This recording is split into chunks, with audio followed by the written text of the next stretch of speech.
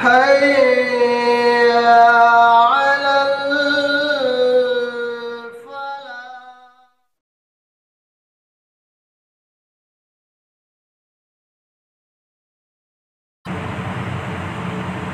بسم الله والصلاة والسلام على رسول الله وبعد.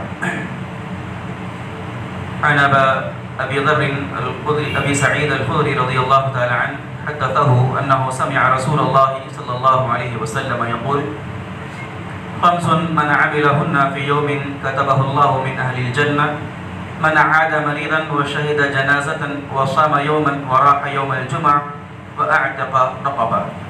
رواه ابن حبان. امام ابن حبان نے اپنی کتاب صحیح ابن حبان میں اس روایت کو نقل فرمایا. شیخ البانی رحمۃ اللہ علیہ نے اس حدیث کو صحیح قرار دیا. حدیث کے راوی حضرت ابو سعید الخدری رضی اللہ تعالی عنہ ہیں. وہ فرماتے ہیں کہ انہوں نے اللہ کے نبی صلی اللہ علیہ وسلم کو یہ فرماتے ہوئے سنا کہ جو شخص ایک دن میں یہ 5 اعمال، یہ 5 کام ادا کرے گا، انجام لائے گا، اللہ رب العالمین اس کو جنت والوں میں لکھ دے گا. یعنی یہ جو 5 کام جو ایک دن میں ایک ساتھ بندہ ادا کرے گا، اللہ رب العالمین اس کا نام جنتیوں کے اندر لکھ دے گا. وہ 5 اعمال، وہ 5 کام کیا ہے؟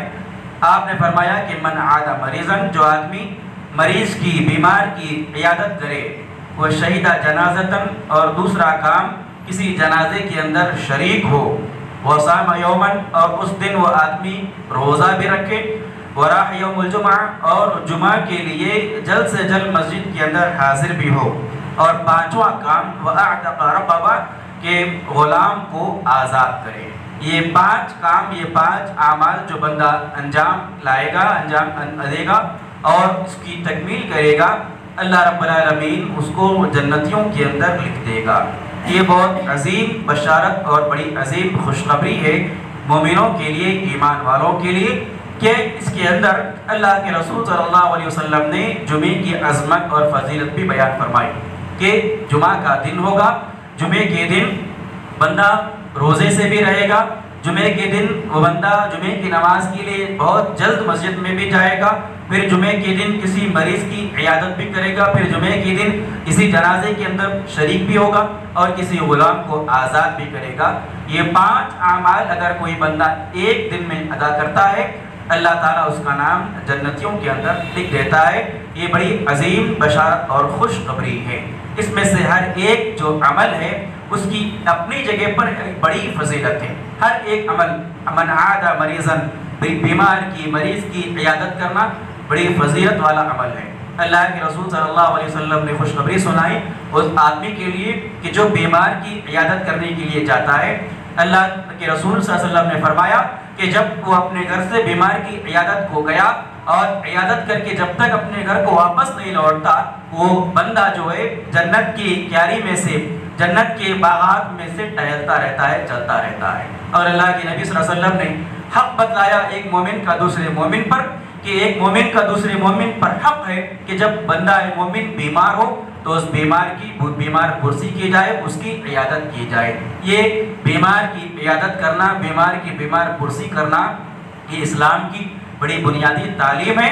اس کے ذریعے مسلم سوسائٹی کے اندر، مسلم سماج کے اندر محبت اور اخوت پیدا ہوتی ہے. ہمارے معاشرے کے اندر، ہمارے درمیان آج جو ایک دوسروں کے لیے دلوں میں دشمنیاں ہیں، دلوں میں عداوت ہے، دلوں میں ایک دوسروں کے لیے بغض ہے، کینہ ہے، حسد ہے، یہ ان اعمال کی وجہ سے وہ ان تمام چیزوں کو، دل کی بیماریوں کو صاف کیا جا سکتا ہے، دلوں کو پاک اور صاف کیا جا سکتا ہے. لہٰذا بیمار کی بیمار پرسی کرنا، مریض کی عیادت کرنا اپنی جگہ پر بڑی عظمت اور بزرگی والا اور فضیلت والا عمل ہے. خاص طور پر ہم مسجد کے اندر نماز پڑھتے ہیں، بہت سارے مصلی ہمارے ساتھ نماز پڑھتے ہیں.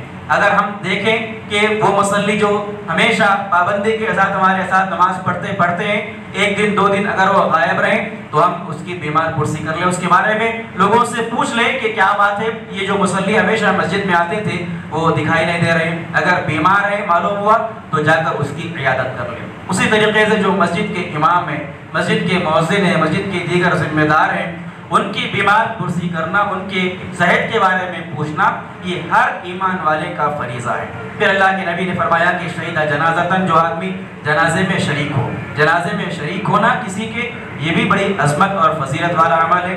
اللہ کے نبی نے ایک قیرات کے اجر و ثواب کی ضمانت دی اس بندے کو جو جنازے کی نماز میں شریک ہوتا ہے، اور قیرات سے مراد اللہ کے نبی نے بیان فرمایا کہ احد پہاڑ کے برابر اجر و ثواب۔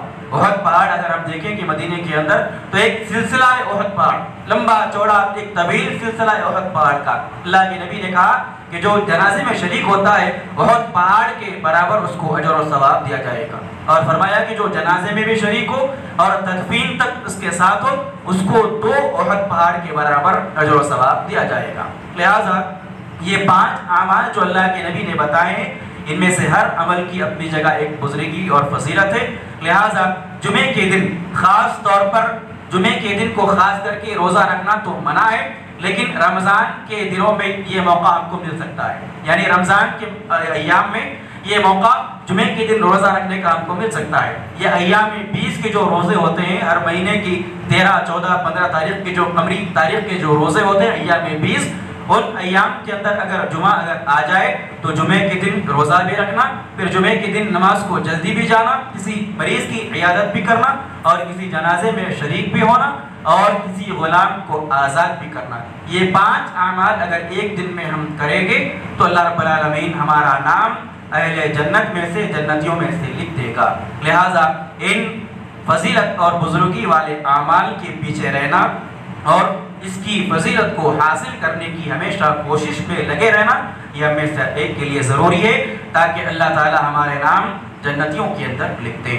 اللہ رب العالمین سے دعا ہے، رب العالمین ہم تمام کو اللہ کے رسول صلی اللہ علیہ وسلم کی ان سنتوں کو پڑھنے، سیکھنے، سمجھنے، اس پر عمل کی ہم کو توفیق عطا فرمائے، آمین۔ سبحانک اللہم و بحمدک، اشہد ان لا الہ الا انت، استغفرک و اتوب الیک۔